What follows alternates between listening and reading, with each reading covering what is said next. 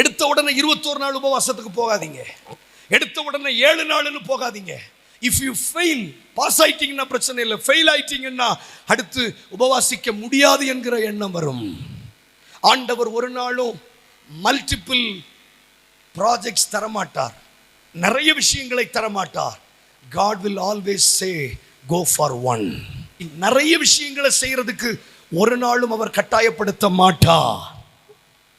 1 ராஜாக்கள் 17-13 வாசிக்க வேண்டாம்.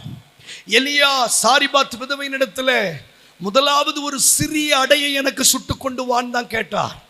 அப்போ God is always asking for little things. சின்ன விஷயங்களை தான் தேவன் கேட்பார். ஏன் தெரியுமா?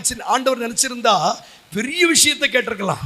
ஏன் சின்ன விஷயத்தை கேட்கிறாருன்னா அதுதான் நம்மளால கொடுக்க முடியும். அப்படி கொடுத்துட்டோம்னா என்னால் கொடுக்க முடியும் என்கிற நம்பிக்கை என் பிள்ளைகளுக்கு வரும்.